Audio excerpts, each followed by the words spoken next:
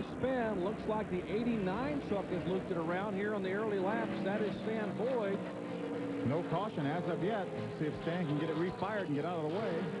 And the caution will indeed be weighed by Dion Henske for the first time tonight, coming out here on the second lap of the evening.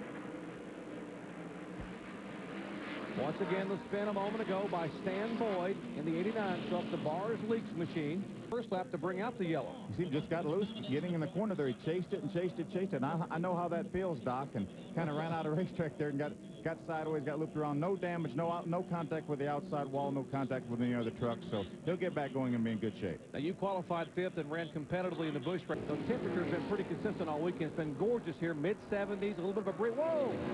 And wait for Ricky Hendrick loops around, and you saw Coy Gibbs trying to stop, and Riggs stayed out of the back of Gibbs, and Hendrick still slipping, and now trucks going everywhere. Half a dozen trucks slipping and sliding here on the tri-oval area. Hendrick has come to rest in the grass. There's damage in the 99 truck for Nathan Hosley. He tries to get going. Lance Norrick has gone through the grass. We're looking at Ricky Hendrick now getting going. I'm not sure Ricky had any contact with anybody. He may have come out unscathed from this. Chris Horn, tough break for him. Good qualifying effort. You see Nathan Hosley there on the inside there. That's the little exhaust heat is actually looks like caught the grass on fire. What happened here on lap number 10 up in turn 4. You see Ricky Hendrick, he just gets a little bit loose coming off turn 4. The back end goes around there. You see, that's we saw Scott Riggs running the back of Coy Gibbs. And around he goes. Again, I don't think there was any contact here, but in all the smoke, you see all the smoke that the truck's making. Trucks start stopping, trying to slow down, and you see a lot of contact back behind them. Great job by Matt Crafton getting by on the inside. Also Rick Crawford. A little different angle. Watch the contact here, or is there a contact? You see Ricky spinning. Watch the 2 and the 20. Yeah, if there wasn't contact, they came awfully close there. But you see all the smoke, and when the drivers come off turn 4, they get in that smoke and they can't see.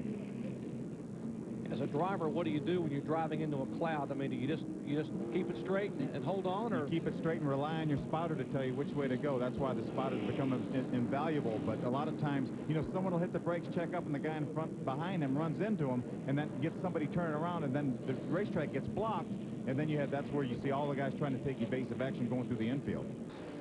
Willie coming off his second best finish of the year, 15th at Kansas Speedway, and there's contact, and the Dodge of Rip goes around, Tolsma goes around. Stop. And caution out for the 4th time. Looks like Tolsma didn't hit anything. I'm not sure there was any contact with Willie T also, so both of these guys, no, unfortunately, no. Willie looks like front and rear contact, unfortunately. Double O got in the back of it. Now just get it back on the track. Easy, Willie, easy. Hey, come on now. Okay. Go back around and catch up to the pace truck. We'll look and see what happens here. You watch the 00 here. He's on the inside of Randy Tolsma. He gets into the back of Willie T right there, taps him. Around he goes. They catch into the side of Randy Tolsma, the 61. Around he goes. So Willie's got it out of the wall so far. And, for the thing turns around, kicks back to the right, and gets into the outside wall. Well, Willie almost saved it. I believe McGlynn in the 00 gets both the 8 and the 61. Watch him in the back of the 8. Does his right front fender get the rear of Tolsma? I think he actually did. I think it was Ryan's truck that got into Randy Tolsma, not Willie T's, but tough break. This is the last thing I saw Willie T. I thought he was going to be able to keep it on the wall, but the wheels were turned to the right. The thing grabbed a hold, and into the outside wall he went. So now Willie T, heavy damage on the front of that truck, owned by Bobby Hamilton. There is the contact between Musgrave and Crafton, and Musgrave will go in the wall, spin around, and the leader tapped in the left rear as he's going by Matt Crafton. And heavy damage. There is the Crafton, the fast track driveway sealer Chevy. Looks like he's got some right rear damage. You'll bring it on around. Get it so I can see it. Let's talk. Looked like Matt gets split up into Ted Musgrave a little bit there and knocked Ted into the outside wall. And mixing for the 5th time. Doc, watch Matt Crafton on the inside. He's going to get loose. You're going to see the back end slide out right here. You see, he corrects it. But when he corrects it, he slides up the hill into Ted Musgrave, and around he goes, and both of them make hard contact in the outside wall. You mentioned, Doc, during the break that was right after a pit stop. The thing is, that's when there's another angle. If you see him get loose, you see it wiggle, then he has to chase it up the hill. Right after a pit stop, when you put all that fuel in the back, you get a lot more rear weight than you used to have. We call it the pendulum effect. That weight swings around it that makes the truck looser than it is after you run a number of laps and burn the fuel out. And that's what happened to Matt Crafton. A tough break from Randy Tolzman. Now Toles was able to get around Hensley. Whoa, and Gibbs is sideways. Can he save it? Catch it, catch it. Jumps in the throttle. Jimmy. Oh, just caught the rear of Jimmy Hensley. We just fired and we got hit.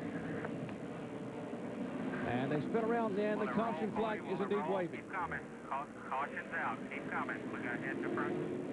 Randy and Merrill McDonald. Again, what happened a moment ago? Top of the screen there. You see Ricky was just a little bit off the white line there and got Coy up a little bit too high. We know it's too wide, and the groove's two trucks wide, but looks like maybe Coy got his right rear stuck out of the groove, and around the thing went, and would have been okay if Jimmy Hensley was trying to avoid him, went down on the inside. Coy spun down to the inside. And you see Lance Norrick? I mean, what a great job Norrick did to miss the back of Hensley. There's another view here. You see him on the outside there. He's actually not that wide, but he just gets a little bit loose there. Might have caught the right rear out on the loose stuff, and around he goes. So he did a great job of staying in the throttle to keep it out of the outside while you see Travis Quappel going by on the outside. But Jimmy Hensley committed to the inside, and Coy, the truck finally caught up, went down the hill and into Jimmy Hensley. Watch the 90 just inside.